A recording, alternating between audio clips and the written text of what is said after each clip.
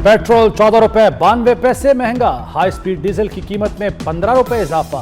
Petrol की नई कीमत 414 रुपए 78 पैसे फी लीटर मुकर्रर। डीजल की नई कीमत 414 रुपए 58 पैसे फी लीटर हो गई। नई कीमतों का आज से इत्तलाक हो गया। हमें अभी तक ईरान का कोई जवाब नहीं मिला। ईरान का जवाब आज मौसूल हो जाना चाहिए।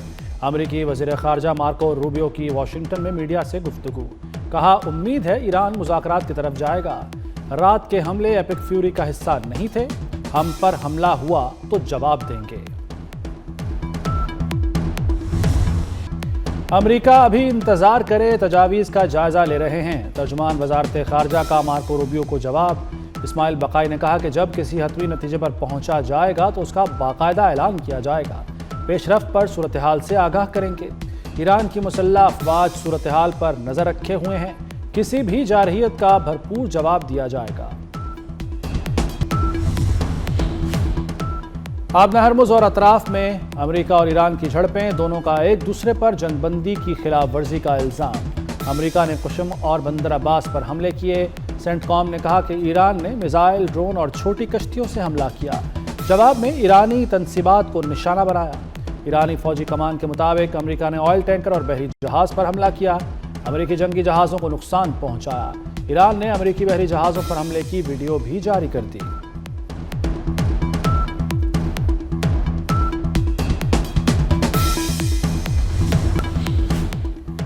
अमेरिकी बहरिया का ईरानी परचम बरदार कश्ती पर हमले में 10 ईरानी फौजी जख्मी, 5 ताहाल लापता।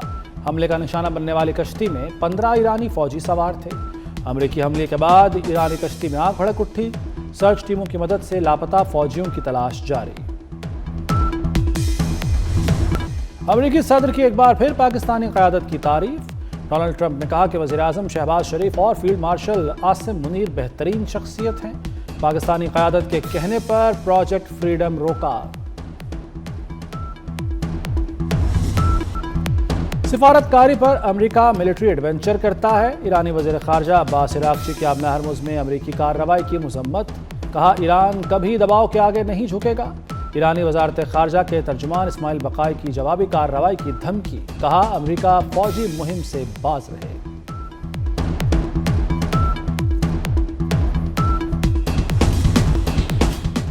मुत्तहिदा अरब अमारात और ईरान में कशीदगी में इजाफा। अमारात ने ईरान पर फिर हमलों का इल्ज़ाम लगा दिया। यूएई की वज़ारत दिफा के मुताबिक 2 बैलिस्टिक मिसाइल और 3 ड्रोन तबाह कर दिए। ईरानी हमलों में 3 अफराद जख्मी हुए। दिफाई निज़ाम 551 ईरानी बैलिस्टिक मिसाइलों को निशाना बना चुका। IMF ने पाकिस्तान के लिए 1 अरब 20 करोड़ डॉलर किस्त की मंजूरी दे दी। IMF एग्जीक्यूटिव बोर्ड ने वाशिंगटन इजलास में किस्त की मंजूरी दी। वज़ीर ख़ज़ाना मोहम्मद औरंगज़ेब कहते हैं, मौशी इस्तेहकाम के इक़दामात जारी रखने में मदद हासिल होगी।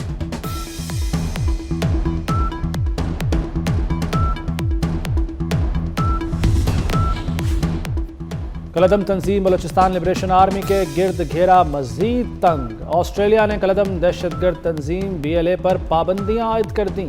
ऑस्ट्रेलियाई मीडिया के मुताबिक कलदम BLA माजी में मुतादिद खुदकुश धमाकों और हमलों में मुलव्वस रही है। बरतानिया, पाकिस्तान और अमेरिका समेत कई ममालिक पहले ही इस तंजीम को दहशतगर्द करार दे चुके हैं।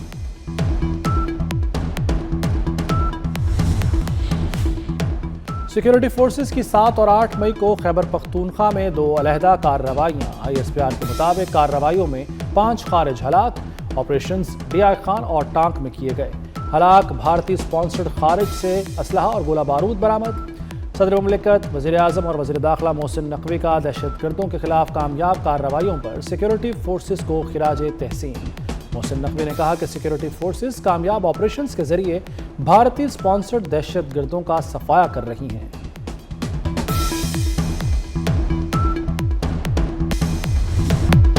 मार्का हक में तारीखी फतह का जश्न।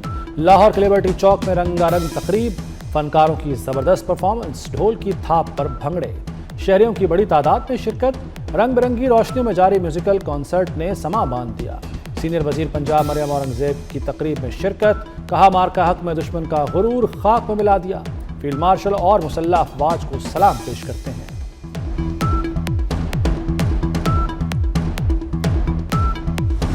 بزدل دشمن نے رات کی تاریکی میں پاکستان کے شہری علاقوں پر میزائل حملے کیے۔ پاک فضائیہ نے ایسا جواب دیا کہ دشمن کے وہم و گمان میں بھی نہ تھا۔ ہزاروں فٹ بلند فضاؤں میں دنیا کی تاریخ کی سب سے بڑی فضائی لڑائی لڑی گئی جو 59 منٹ جاری رہی، جس میں دونوں اطراف سے مجموعی طور پر 125 جنگی طیارے شریک تھے، جس میں بھارت کے 72 اور پاکستان کے 40 سے 45 طیارے شامل تھے۔ اعصاب شکن مارکے میں پاکستان نے شاندار کامیابی حاصل کی اور دشمن کو ایسی کاری ضرب لگائی جس کی ماضی میں کوئی مثال نہیں ملتی۔ پاک فضائیہ کا شاہکار JF-17 تھنڈر نے مارکہ حق میں دشمن کے چھکے چھڑا دیے، دشمن کی حساس تنصیبات کو چن چن کر نشانہ بنایا۔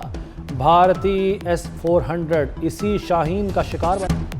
PL-15E پاکستان ایئر فورس کا فخر، جدید ٹیکنالوجی سے لیس میزائل نے مودی کے غرور کو ملیامیٹ کر دیا۔ چینی ساختہ missile PL-15E Pakistan air force کا اہم ترین ہتھیار ہے۔ انتہائی برق رفتاری سے 150 کلومیٹر تک کی رینج میں اپنے ٹارگٹ کو نشانہ بنانے کی صلاحیت PL-15E میزائل جیمرز کے خلاف بھی کارآمد ہے۔ مارکہ حق میں پوری قوم متحد اور افواج پاکستان کے شانہ بشانہ تھی۔ وزیر اطلاعات عطا اللہ تارڑ کا تقریب سے خطاب، کہا مارکہ حق میں سیاسی اختلافات سے بالاتر ہو کر دشمن کو آنکھوں میں آنکھیں ڈال کر جواب دیا۔ سفارتی اور عسکری محاذ پر اللہ نے پاکستان کو فتح سے نوازا۔ آج دنیا پاکستان کو امن کی علامت کے طور پر دیکھتی ہے۔ بھارت اس وقت تنہائی کا شکار ہے۔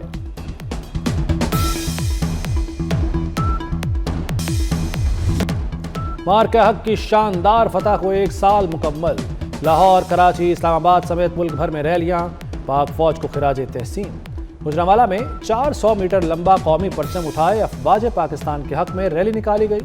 خواتین کے پاکستان زندہ باد، افواج پاکستان زندہ باد کے نعرے۔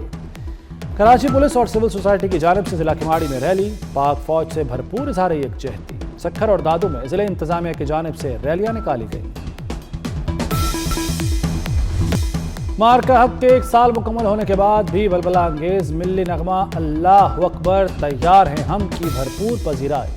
ISPR نے شاندار ملی نغمہ مارکہ حق پر ریلیز کیا تھا۔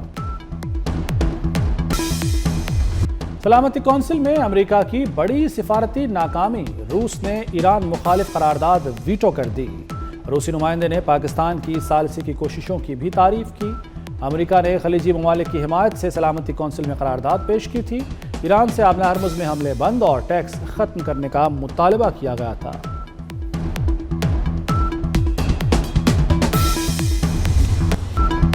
پاکستان کے ثالثی کردار کی عالمی سطح پر پذیرائی، امریکی کانگریس میں پاکستان کے حق میں تعریفی قرارداد پیش، ثالثی کردار اور مذاکراتی سہولت کاری کو سراہا گیا۔ ڈیموکریٹک رکن ایل گرین نے قرارداد ایوان نمائندگان میں پیش کی۔ قرارداد میں کہا گیا ہے کہ تباہ کن جنگ کے دوران پاکستان کا کردار تعمیری اور کلیدی رہا۔ جنگ کا خاتمہ فریقین، مشرق وسطیٰ اور دیگر ممالک کے لیے بھی فائدہ مند ہوگا۔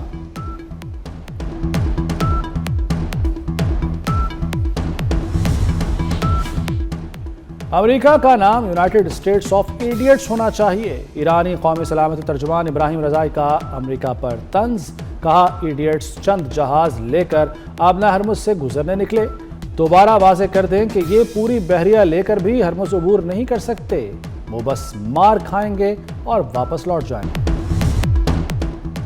آبنہ ہرمز میں امریکہ اور ایران میں جھڑپیں، ایرانی سڑکوں پر آ گئے، شہریوں نے ایرانی مسلح افواج کے حق میں نعرے لگائے، شہریوں نے سپریم لیڈر کی تصاویر اور قومی پرچم اٹھا رکھے تھے۔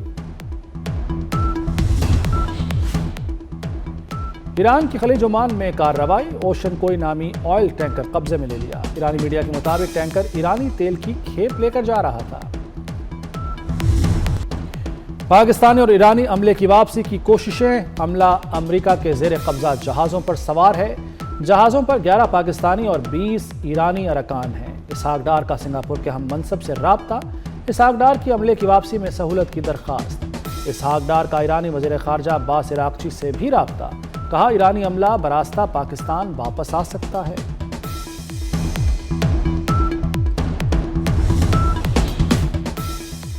UAE سے پاکستانیوں کی ٹارگیٹڈ ڈیپورٹیشن کی خبریں بے بنیاد قرار۔ وزارت داخلہ نے سوشل میڈیا پر چلنے والی خبروں کو گمراہ کن اور من گھڑت پروپیگنڈا قرار دے دیا۔ وزارت داخلہ کے مطابق کسی مخصوص فرقے کے پاکستانیوں کی ٹارگیٹڈ بے دخلی نہیں ہو رہی۔ ڈیپورٹیشن صرف قوانین، ویزا خلاف ورزی اور غیر قانونی دستاویزات کی بنیاد پر ہوتی ہے۔ سوشل میڈیا پر قیاس آرائی پر مبنی رپورٹنگ بدنیتی پر مبنی ہے۔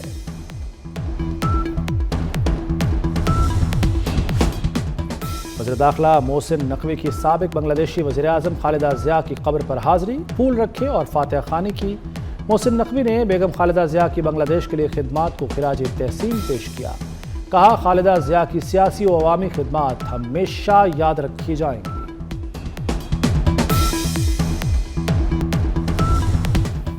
آزاد کشمیر الیکشن میں کس کس کو ٹکٹ ملے گا؟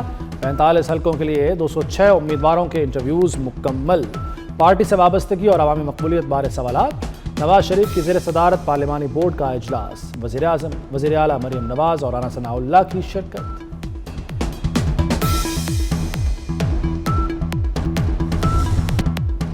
لاہور ہائی کورٹ کا درختوں کی کٹائی پر پابندی پر سختی سے عمل درآمد کا حکم۔ دھوئیں والی گاڑیوں کے خلاف کریک ڈاؤن کی ہدایت۔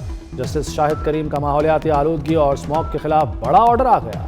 شوگر ملوں میں ویسٹ واٹر ٹریٹمنٹ پلانٹس نہ لگانے پر عدالت برہم، کارروائی کا حکم۔ اسموگ سے بچاؤ کے لیے فوری اقدامات ناگزیر قرار۔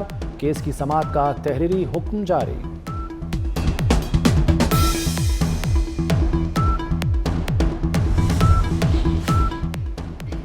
چیئرمین PCB محسن نقوی کی ڈھاکہ کرکٹ اسٹیڈیم آمد۔ صدر بنگلہ دیش کرکٹ بورڈ تمیم اقبال نے پرتپاک استقبال کیا۔ محسن نقوی نے پاک بنگلہ دیش ٹیسٹ کے پہلے دن کا کھیل دیکھا۔ محسن نقوی کی CEO بنگلہ دیش کرکٹ بورڈ سے بھی ملاقات ہوئی۔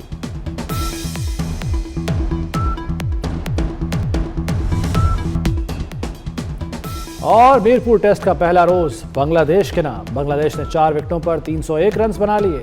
کپتان نجم الحسن شانتو کی شاندار سنچری۔ مومن الحق 91 رنز پر نعمان علی کا شکار بنے۔ شاہین آفریدی، محمد عباس، نعمان علی اور حسن علی کی ایک ایک وکٹ۔